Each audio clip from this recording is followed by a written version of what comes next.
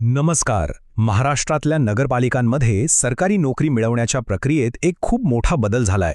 जे कोणी अशा नोकरीच्या संधीची वाट पाहत आहेत त्यांच्यासाठी हे समजून घेणं अत्यंत गरजेचं आहे. तर आज आपण याच नवीन प्रमाणित भरती नियमांबद्दल सविस्तर बोलणार आहोत. स्क्रीनवर दिसतोय ना, हाच तो महत्त्वाचा सरकारी आदेश आहे ज्याने सगळं चित्र बदलून टाकले. विचार करा, या एका आदेशामुळे आतापर्यंत चालत आलेले प्रत्येक नगरपालिकेचे वेगवेगळे नियम ते सगळे रद्द झालेत आणि त्याऐवजी अख्ख्या महाराष्ट्रासाठी एक समान भरती नियम लागू झाला आहे. म्हणजे एक मोठी आणि महत्त्वाची सुधारणाच म्हणावी लागेल.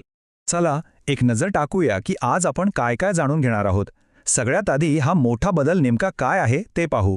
मग नोकरी मिळवण्याचे मार्ग कोणते, त्यासाठी पात्रता काय लागेल, काही महत्त्वाचे नियम आणि निवड प्रक्रिया कशी असेल, आणि हो, या सगळ्याचा आपल्यावर काय परिणाम होईल हे सगळं आपण टप्प्याटप्प्याने समजून घेऊ.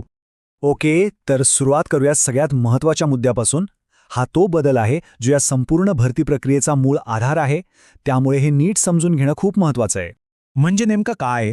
तर सोप्या भाषेत सांगायचं तर आता पुण्याला वेगळे नियम आणि नागपूरला वेगळे नियम असं काही चालणार नाही.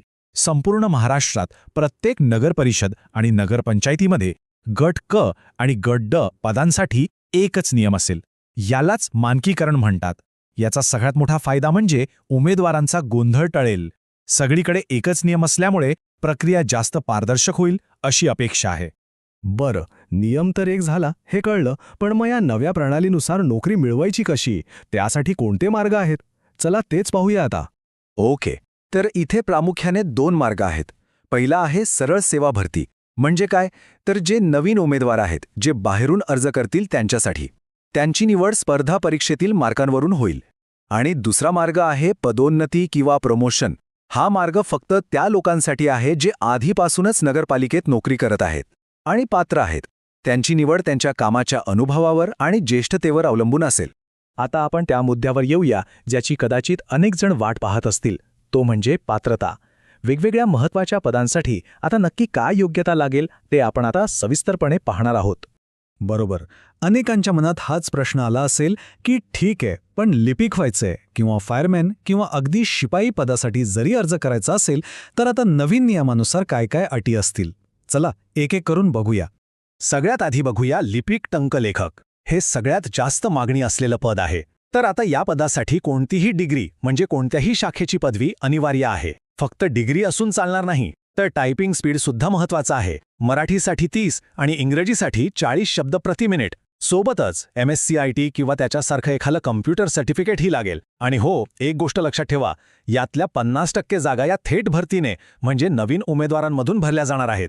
आता बोलूया फायरमॅनबद्दल. याला अग्निशामक विमोचक असंही म्हणतात. इथे पात्रता आहे 10वी पास. पण फक्त 10वी पास असून चालणार नाही, तर त्यासाठी 6 महिन्यांचा खास फायरमॅन ट्रेनिंग कोर्स केलेला असणं आवश्यक आहे. आणि हो, शारीरिक चाचणी पण महत्त्वाची आहे. म्हणजे उंची 165 सेंटीमीटर आणि छाती 81 सेंटीमीटर, जी फुगवून 5 सेंटीमीटर जास्त व्हायला हवी.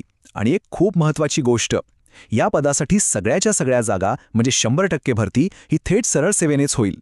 बरं, आता शिपाई पदाबद्दल पाहूया. गट ड मधलं हे पद. याची पात्रता अगदी सोपी आहे. फक्त 10वी पास असणं गरजेचं आहे आणि मराठी भाषेचं ज्ञान हवं. फायरमनप्रमाणेच शिपाई पदासाठी सुद्धा 100% भरती ही थेट नवीन उमेदवारांमधून म्हणजेच सरळ सेवेनेच होणार आहे.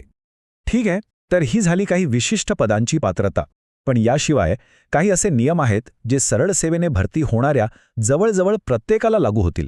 हे कॉमन नियम आहेत असं समजा. सगळ्यात पहिला नियम आहे प्रोबेशन पिरियडबद्दल. याला मराठीत परिवीक्षाधीन कालावधी म्हणतात. सरळ सेवेने लागलेल्या कोणत्याही कर्मचाऱ्याला सुरुवातीला 2 वर्ष प्रोबेशनवर काम करावं लागेल. म्हणजे ह्या 2 वर्षात कामावर लक्ष ठेवलं जाईल. जर काम समाधानकारक वाटलं नाही तर हा काळ अजून 1 वर्षासाठी वाढवला जाऊ शकतो. याशिवाय काही गोष्टी तर बंधनकारक आहेतच. जसं की उमेदवार भारताचा नागरिक असावा, कमीत कमी 15 वर्ष महाराष्ट्रात राहिलेला असावा म्हणजे डोमसाईल सर्टिफिकेट लागेल. हिंदी आणि मराठी भाषेच्या परीक्षा पास केलेल्या असाव्यात. कम्प्युटरचं सर्टिफिकेट जसं MSCIT हे तर आता आवश्यकच आहे. आणि एक महत्त्वाचा मुद्दा म्हणजे लहान कुटुंबाचं प्रतिज्ञापत्र सादर करावं लागेल. बरं, नियम समजले, पात्रता समजली, पण ही सगळी निवड प्रक्रिया राबवणार कोण आणि कोणत्या चुकांमुळे एखादा उमेदवार अपात्र ठरू शकतो? चला तेही बघूया. या संपूर्ण भरतीची धुरा सांभाळणार आहे जिल्हा निवड समिती आणि या समितीचे अध्यक्ष असणार आहेत स्वतः जिल्ह्याचे कलेक्टर. याचा अर्थ ही प्रक्रिया खूप अधिकृत असणार आहे आणि संपूर्ण जिल्हा प्रशासनाचं त्यावर थेट लक्ष असेल. त्यामुळे पारदर्शकतेची अपेक्षा आपण नक्कीच करू शकतो. आता काही महत्त्वाचे मुद्दे ज्याकडे अर्ज करताना लक्ष द्यायलाच हवं, नाहीतर अर्ज बाद होऊ शकतो. पहिलं म्हणजे जर याआधी गैरवर्तणुकीमुळे सरकारी नोकरीतून काढलं असेल तर पुन्हा अर्ज करता येणार नाही. दुसरं, कुठल्याही गंभीर गुन्ह्यामध्ये जर शिक्षा झाली असेल तर अपात्र ठरू शकता. तिसरा महत्त्वाचा नियम आहे लहान कुटुंबाचा, म्हणजे 2005 सालानंतर जर 2पेक्षा जास्त मुलं असतील तर ते भरतीसाठी अपात्र ठरतील. आणि चौथा मुद्दा म्हणजे वैवाहिक स्थितीबद्दलचा नियम, म्हणजे जर जोडीदार हयात असताना दुसरं लग्न केलं असेल तर तेही अपात्रतेचं कारण ठरू शकतं. चला तर आता आपण जवळजवळ शेवटच्या टप्प्यात आलो आहोत. आता हे समजून घेऊया की हे सगळं का महत्त्वाचं आहे, या नवीन नियमांचा नेमका परिणाम काय होणार आहे. थोडक्यात सांगायचं तर हा प्रवास गोंधळाकडून सुस्पष्टतेकडे नेणारा आहे. विचार करा, पूर्वी कसं होतं, प्रत्येक नगरपालिकेचे स्वतःचे नियम, त्यामुळे उमेदवारांचा प्रचंड गोंधळ उडायचा. आता काय होणार तर अख्ख्या महाराष्ट्रासाठी एकच सरळ सोपा नियम. यामुळे हे अर्ज करणाऱ्यांना तर सोपं जाईलच, पण त्याहीपेक्षा महत्त्वाचं म्हणजे संपूर्ण प्रक्रियेत एक प्रकारची निष्पक्षता आणि पारदर्शकता येईल अशी आशा आहे. पण मग शेवटी प्रश्न उरतोच की हे जे नवीन प्रमाणित नियम आहेत ते खरंच महाराष्ट्रातल्या स्थानिक स्वराज्य संस्थांमधली भरती प्रक्रिया अधिक निष्पक्ष, कार्यक्षम आणि पारदर्शक बनवू शकतील का? कागदावर तर हे सगळं खूप चांगलं दिसतंय, पण याची अंमलबजावणी कशी होते हे पाहणं महत्त्वाचं ठरेल.